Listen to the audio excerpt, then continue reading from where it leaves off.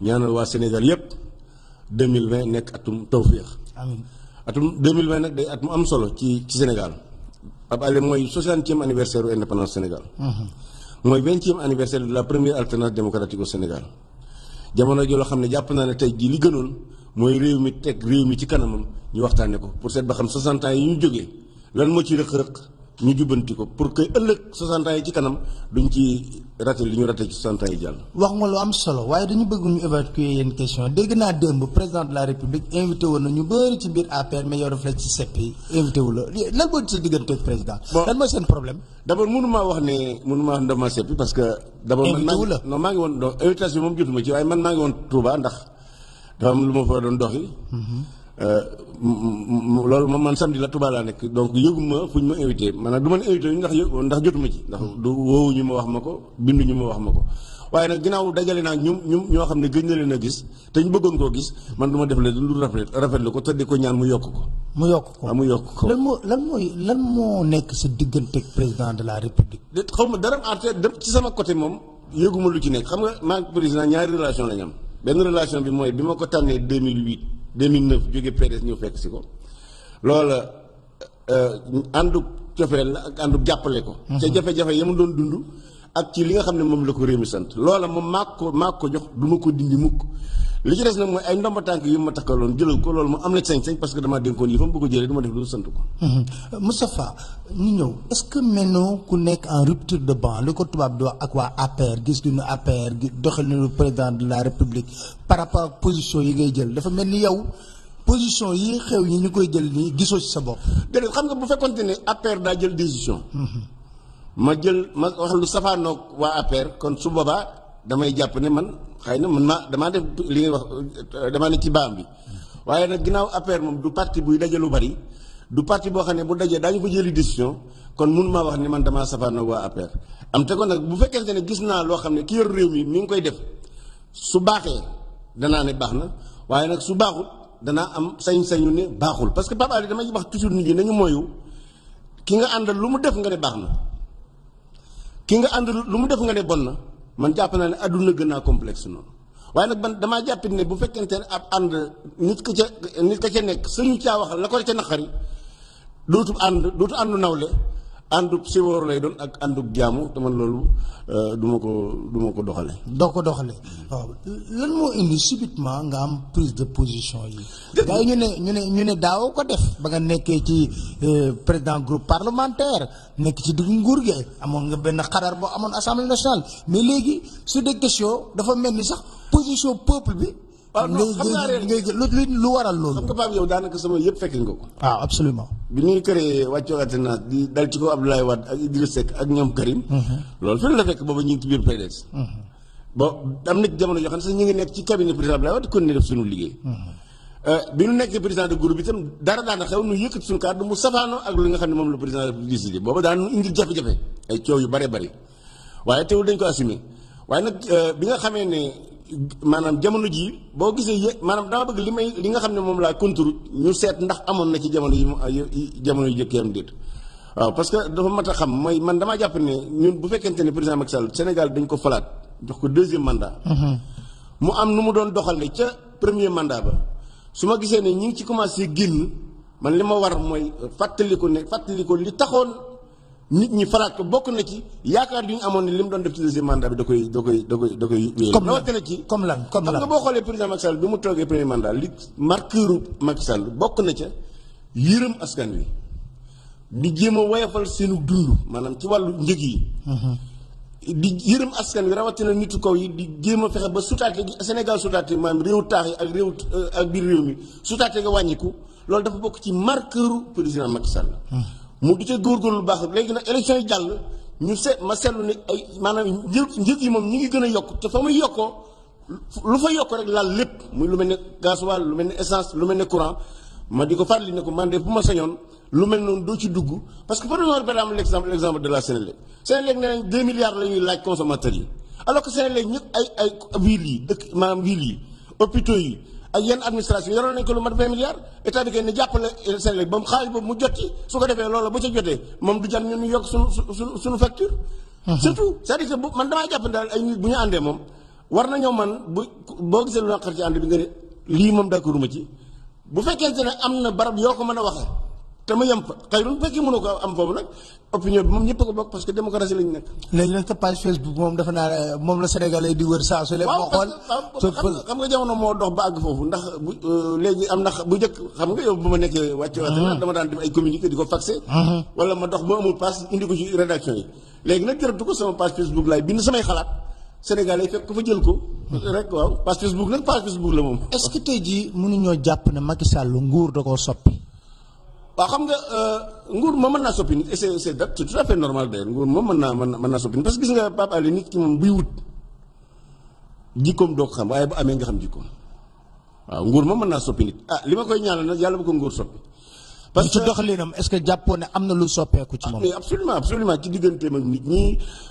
boo gisee ñu bari ci suñ gars yi di yuuxu naan mënatuñ koo gis dégg mënatuñ koo dégg loolu li muy tekki mooy. digganteem ak ñoom te am na bëgg dem sax tontu bu mu ci tontu ci conférence de presse bi ne xëy na ñooñuy wax dañ koo xër ci moom dañ koo namm non c'est pas ça c'est-à-dire que nit ñi bu ñu àndee yow xam nga gis nga Cheikh Omar dafa wax ne nit ñetti nit ñoo am kenn ku ne ni ñu koy amee. am na ñoo xam ne dañ leen di jënd am leen. am na ñoo xam ne dañ leen di jëy am leen. am na ñoo xam ne dañ leen di yëg am leen man nag li may ñaan yàlla boole ma ci ñi nga xam ne dañ leen di yëg am leen parce que asgor boo ko yëgee rek teral nga ko te asgor ku ko teral tëral ko. waaw loolu nag maa ngi ñaan yàlla mu ndajam bëkk dem bi waxtaan wa sori na parce que xam naa ci lu bari xóot na nit ñi wax nañ ko mu dellu siwaat na mu meloon 2008 ba 2012 ba ñu fonk ko def ko yemale ko sunu xol. mu mel ko ba xëy na bi mu faluwaatee na ci delluwaat te xam ne ñii mu àndaloon ba am réew mi xëy na bu àndul woon ak ñoom ca jamono yow Abdoulaye Wade songee Abdoulaye Wade dana ko sànq parce que Abdoulaye Wade ku mas songu sànq na la moom nag bi mu ko songee am na ay jàmbaar yu ko wër yoo xam ne fexe nañ ba mucc ci loru Abdoulaye Wade ñu fóot ko ba mu set cëppeel ko ci réew mi ba nit ñi fàtte ne mas naa ànd ak Abdoulaye Wade ba ñu mënu ko jox ko réew mi kon ñooñu moom Macky Sall mënu leen a fay ñooñu Macky Sall mënu leen a mosal ba mu doy parce que mos taxul leen indi ndax ba ñuy ñëw dañoo bàyyi Abdoulaye Wade ak teraangaam ñooña lu ma am ñoo ko jox kon ñooñu li ma jàpp mooy war na leen a yëg parce que bu leen yëgee dana leen teral te bu leen teralee dana leen am te du leen ñàkk ba mu kon encore une fois foofu moom maa ngi rafetlu ndaje mi mu dajee mbokk yi. donte seppi na la ci. non garaawul xam nga man Pape lu baax bu amee du ma ci seet sama bopp man lu baax bu amee rek dama koy gërëm maanaam le fait que mu dajawaat ak ñoo xam ne gëj nañ koo gis te bëggoon koo gis man du ma def lu jub sant ji rawatina ci nag gëju ma koo gis xëy nañ bari ci ñoom ñooñu maa leen ko mujjee gis. gëjoo gis président Macky Sall yéen a ngi gisante. déedéet non fan yi moom gisante waaye bari na ci ñooñu ñoo xam ne moom xam naa ne maa leen mujjee gis Macky Sall te nag jàpp naa ne bu ma ko soxlaa gis. ba leen gisante yéen ñaar du la wax. Moustapha arrêté non antuñu war a très sincèrement man Macky Sall moom wax dëgg yàlla li ma gëm mooy jàppalu ma dara en toute honnêteté jàppalu ma dara dama koy comprendre nag sa Pape c'est-à-dire li doon jaaxal Sénégalais yi mooy ay nit di wax dara mu dàq leen may wax loola mu bàyyi ma fi man loolu jàpp naa ne bu ko Macky Sall defee gënut ci moom parce que loolu boobaa ñi njaboot gi dañu jàpp ne dafa maa mbakar feggul te loolu baaxul ci moom kilifa day équilibré ci njabootam. mais Macky bañul ko wax ci troisième mandat dafay bañ ku ne ko mënoo def troisième mandat. loolu moom feeñ na ci parce que ñi mu jotagu ndax mooy ñi ne mënta am troisième mandat ñi nga xam ne ñi nee nañ mën naa am ñett ba fukki mandat sax ñooñu waxu leen dara. voilà loolu aussi damaa jàpp ne du lu gën ci moom parce que gis nga Pape Alé man Macky Sall bu daanoon rek ma xalan ko moo tax bëgguma mu waaw bëgguma sax mu fakkasal waxuma la jàpp nga ne bu jéem a wut troisième mandat day nërmeelu. loolu Sénégal duñ ko seetaan yow tam Pape loolu wet féete na bor Sénégal yi dugal nañ ci seen bopp ba noppi ñaari mandat moom ci bopp xam nga Abdoulaye Wade dafa limité woon mandat yi bi muy falu moom bi mu précisément constitution bi fi ne woon daa limité mandat yi moom président Macky Sall mu jël pas-pas gën a dëgëral ñaari mandat yi yokk ko ci constitution bi muy laaj deuxième mandat mu ne man deux mandat yi su ma ci amee ci lay yem kenn déggagul nag mu ne daa bëgg troisième mandat ma jàpp ne loolee rek parce que nag Pape Alé adduna moom nit ku ne doo def lépp da ngay bi ñu la joxee cër da ngay def la nga man ca bañ la ca diir bañ la ko joxe su diir ba jàllee nga dem parce que kenn indispensable Blaise Diagne jaar na fi Ngalandou jaar na fi Senghor jaar na fi Mamadou Dia jaar na fi Abdou Diouf jaar na fi Abdoulaye Wade jaar na fi tey jii moo fi nekk teewul Sénégal di wéy. mais est-ce que moom tontu gu mu tontu le 31 décembre gënul na saxal xel yi parce que 31 décembre 2018 dafa ne man ku may séntu si troisième mandat doo ma fa fekk. bii mu ne du ma tontu oui du ma tontu non ba demee président nag. ay waxam moom. bi mu koy déglu bi mu waxee loolu sama xel damaa fàttali lu sëñ Abdoulaye waxoon sëñ Abdoulaye dafa ne nit waxi daaw ma war daa war a niroo waxi renam. waaw. ginnaaw daaw daf ne woon bu ko ci kenn xaar ci 3e mandat. ren ji ñu laaj ko mu ne du ma ci ne waaw du ma ci ne déet. ban jàngat nga ci def. non jàngat bu gën a ñaari jàngat laaj jàngat. gis nga Pape waxi président de la République ak jëfam fi ñu koy natte mooy constitution du Sénégal ak les lois de la République. un point trait. waaw. c'est-à-dire bu ko constitution bi mayee li mu wax sañ na ko wax su ko loi yi mayee sañ na ko wax waaye mbirum mbànna président de la République constitution bi moo ko tënk. xam nga bi ko Babacar sa mbokk mi laajee daf ne ko du ma ne waaw du ma ne déedéet du moom mooy wax waaw wala déet constitution bi moo ko ne sañoo wax waaw ne da ngay wut 3e mandat. kon li mu lay ne du ma ne waaw parce que su ma nee waaw opposition wàcc ci mbedd mi nit ñi wàcc ci mbedd mi du loolu c'est ba nit ñi wàcc ci mbedd mi waru tax mu ne du ma ne waaw daa wër ta wax waaw parce que constitution bi ñoo ko ne waxal doo wax déet nga war a wax mu ñëw mu ne du ma ne déet parce que su ma nee déet ñi ma àndal ci gouvernement bi dañuy dootuñu taral liggéey. loolu moom dana jësi waaye moom constitution bi moo ko ne yow déet nga war a wax déet du ma wut 3e mandat kon wër ta wax ne du ma ne déet parce que constitution bi moo ko ne déet nga war a wax bi ci des su fekkee ñi mu àndal ci gouvernement bi ak ci collaborateur liggéeykatam ñoom suñu xamee ne Macky Sall nekkatul candidat ñi dootuñu liggéey kon Macky Sall ñooñu daleen fa war a jëlee benn. mais mooy problème d'autorité aussi de Macky Sall. non mais autorité ëpp na autorité loolu mooy lan mooy kon ñi mu àndal moom Macky Sall gëmuñu ko gëmuñu PSE gëmuñu Sénégal émergent gëmuñu Alliance pour la République gëmuñu Benno Bokk Yaakaar seen bopp lañ gëm parce que bu ñu ba xam ne Macky Sall amatul njëriñ ñu bàyyi ko kon na leen fa jëlee teg fa ñoo xam ne muy xiin muy ñuul lu mu dugg ñu ànd jàll. wax boobu dafa garaaw parce que président la aw layam ci constitution la war a jóge ci la war a dellu waaye warul layoo bu ma ko waxee nit ñi wàcc ci wedd mi kon du ma ko wax bu ma ko waxee sama kër tas kon du ma ko wax déedéet daa war a wax li nga xam ne moom la constitution bi wax muy benn mandat Sénégal 2000 ca révision constitutionnelle bu Ablaye Wade ba lañ ko yemale ñaar bi mu ñëwee mu dëgëral ko te nag jàpp naa ne Sénégalais yi moom weesal nañu seen bopp di wutal nit 3e mandat. Moustapha ma wax la ba laaj la benn affaire ci wàllu démocratie est-ce que jàpp nga ne Macky Sall atim toog fii am na lenn lum ci teg lu bees loo xam ne vraiment mën nañ ko gërëmee di ko sant. xam nga évolution démocratique bu Sénégal jamono ji mi ngi tàmbali xeex bi dëgg-dëgg. depuis 1962 mais boo xoolee xeex bi dëgg-dëgg mi ngi commencé am à partir bi nga xamee ne def nañ le pluralisme mu reconnaître parti muy même la loi des 4 courants ñuy ñëw ba jamono ay 1980 les années 88 ku mel ne Abdoulaye Wade bokk jàpp naa ne ci opposition. xeex yi mu doon xeex tax na ñu am ay conquête démocratique. bi mu nekkee bi mu faloo itam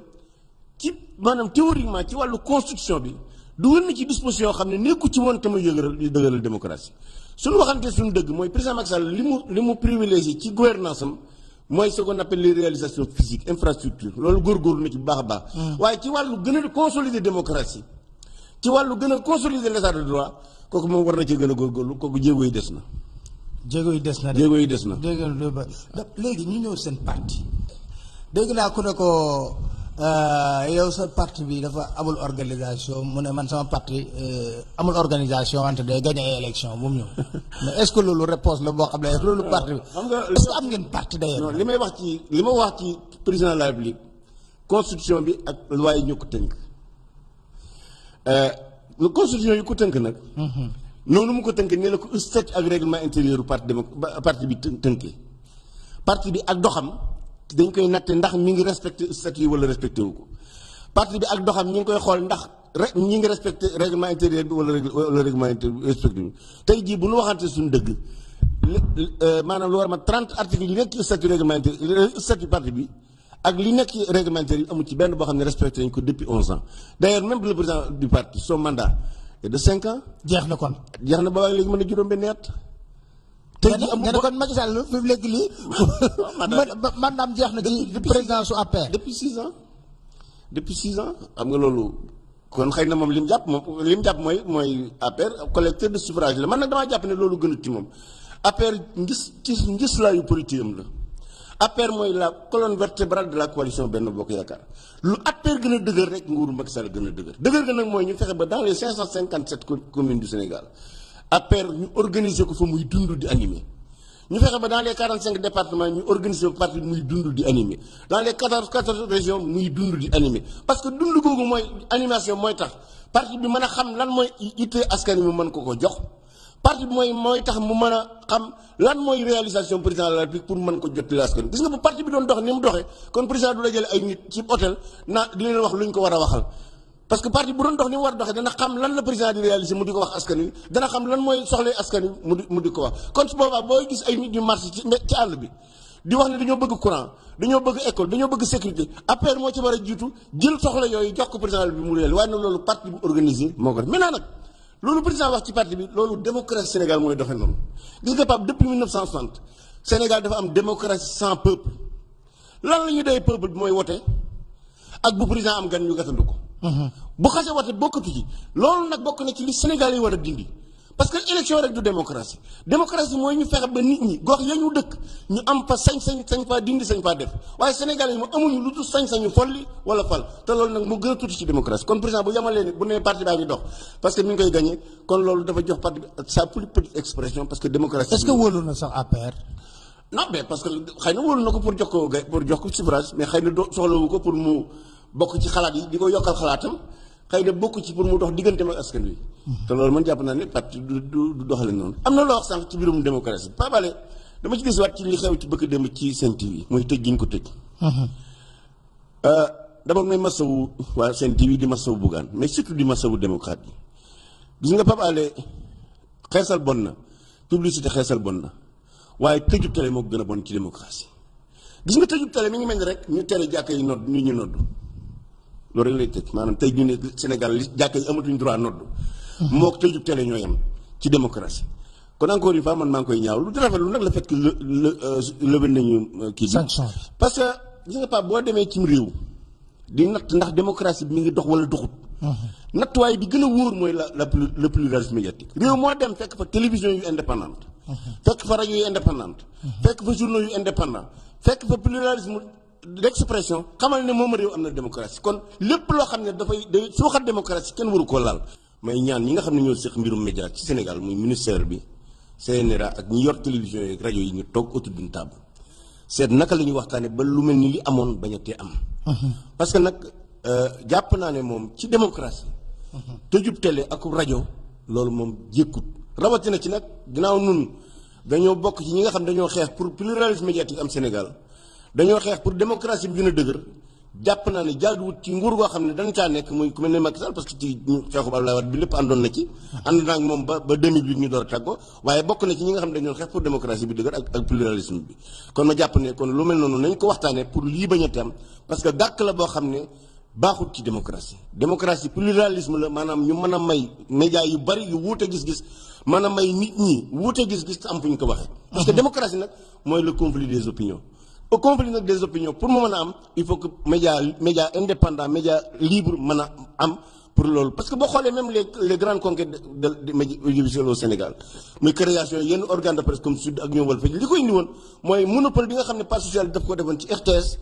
tax nit ñi ne lii mënta nekk nañ foog ñu wut ay organes yoo xam ne nit ñi dañ mën a wax seen soxla kon encore une fois ñun ku ne war naa néewal démocratie néewal pluralisme médiatique ba mu des noonu parce que bu loolu amuloon xëy na mën naa am du ñu nekk tey ji ci nguur gi. président Macky Sall gis nañ ko tamit est-ce que li mu def 31 décembre rafetlu nga ko jël monopoliser toutes les télévisions wax ci dolli mu fay xaalis. waaw xam nga wax naa ko dee sama page Facebook xam nga président buy wax dafay àq ci journalistes yi. ñu taatani waxam jottali ko askan. mooy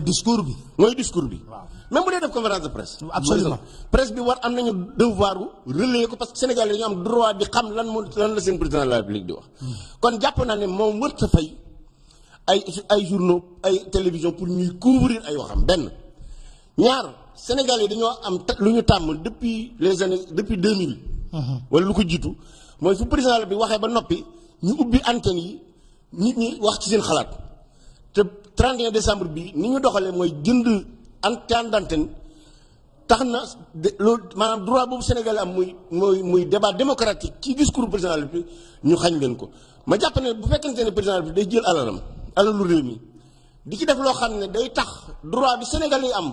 ci seen constitution mooy le pluralisme des opinions mënuñu ko doxal loolu jàpp naa ne gënul moo tax man personnellement d'abord l'option rek même def allocution teg conférence de presse daaw ba mu ko defee waxoon naa ko ci sama xalaat ne ko man jàpp naa ne loolu gënut defe naa loolu dañ ko war a bàyyi delluwaat ci li mu am mooy bu fekkente ne moom day wax ak askan bu waxee ak askan ñu tasaare ko. tekki ko ci la kàllaama réew ba nit ñi xam lan la bëgg a wax ñu bàyyi nit ñi ñu waxtaan ci. su fekkee nag maintenant daa bëgg a def conférence de presse mu beneen bis. def ca conférence de presse su boobaa nag mu def conférence de presse am du yàqal nit ñi li ñu am droit bi ñu am depuis des années mooy saa su président la bi waxee ba noppi ñu may nit ñi ñu wax seen xalaat ci lam ci gis nga loolu day enrichir démocratie gis nga Pape Alé opposition day enrichir démocratie opposition partenaire ki nekk ci pouvoir la parce que opposition mën na laa wax loo xam ne yow doo ko gis parce que gis nga Pape en réalité man li ma jàpp mooy nit ki lay wax say ayib sooy gouverner kooku moo ànd ak yow waaye ki nga xam ne loo def mu ne baax na kooku moom boo dimu ndànk dina la sànq te malheureusement nag lu mel ne ay courtisans ay monologue loolu lay jur mooy day mujj da ngay yaakaar ne ginnaaw loo def ñu ne baax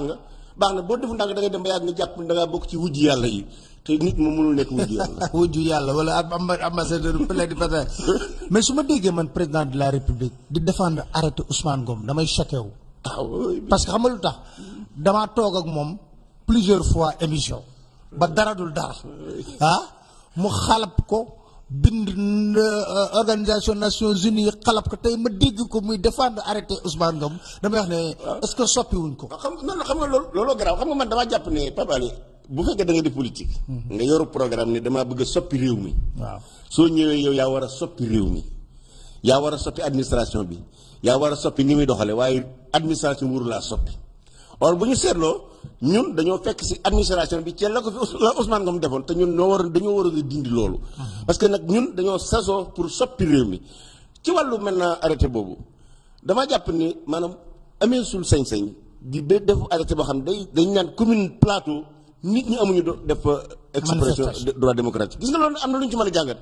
mooy président Abdoulaye Wade dafa am disposition yu mu dugal ci constitution mooy droit de marche droit de sitting ba léegi administration bi ñoom intégré ñu ko. parce que l'administration sénégalaise dafa nekk ba léegi ci culture administration de commandement maanaam ñu tubaab yi yore woon réew ñoom ba dañoo jàpp ne noonu la ñu war a yor Sénégal yi loolu dafa war a dakk man gëm naa ne président de la République Macky Sall li mu war a def sant ko Aly Ngouille Ndiaye lu mu gën a gaaw ñu rapporter arrêté Ousmane Ngom nag teewul su fekkente ne dañoo bëgg a def ñu daa bëgg a marche te ñu jàpp ne marche ba mën naa indi jafe-jafe ma def na ko tere waaye nag def arrêté boo xam ne dañu ne plateau kenn sañu fa marche loolu moom wax dëgg yàlla jàpp naa ne jékkul ci deru démocratie rawatina ci nag ba mu nekk ci opposition bi daf ko doon xeex te la ma wax sànq rek démb mooy li Sèye Blade doon wax rek ne nit daal moom waxi daawam du méngoo war naa niroo waxi renam kon encore une fois nan doon ñaawloo arrêté Ousmane Ngom ba nekkee ci opposition bi dinaa léegi nag ñoo nekk ci pouvoir bi nañ ko dindi su ko defee nag sénégalais yi administration bi ñi bëgg a dem marche suñu bëgg a dem marche wax ak préfet wax ak sous préfet wax ak ministre de l'intérieur ñu xool ba xam naka lañ koy defee ba mucc ayib parce que marche aussi du anarchie maanaam nit ñi war nañu mën a def li leen constitution may te duñu lor kenn. mais marche bu ñu organisé sax moo gën a yomb. mais Pape Alé xam nga dañ ci financé xaalis mais loolu damay wax ne est-ce que ñii nit la ba nekk bi ma judd ba léegi damay marche li ma seetlu ci Sénégal mooy fépp foo xam ne marche tere nañ ko fa le désordre de l'ordre public di ngi jóge ci administration ak police waaye marche bépp boo xam ne dañ ko reconnaître de marche ba dina am ci nam war a amee te du yàq dara gis nga maanaam autoriser marche. maanaam bàyyi marche am nga encadré ko c'est moins cher ci xaalis parce que doo mobiliser police yu bëri doo utiliser gaz lacrymogène mais rawatina doo yàq deru démocratie te yàq deru démocratie moom nit mënut a def lu ko gën a bon damaa jàpp ne nag ñun ñi nga xam ne ñun ñooy def politique ñun ñoo war a wax administration bi nan la war a comporter par rapport à la démocratie nan la war a comporter par rapport au droit constitutionnel. et non ñun ñuy adapté wu ci ñoom ni ñu ko gisee woon te boo xoolee arrêté Ousmane bi ko jiitu arrêté boo xoolee jamonoy parti socialiste c'est le même arrêté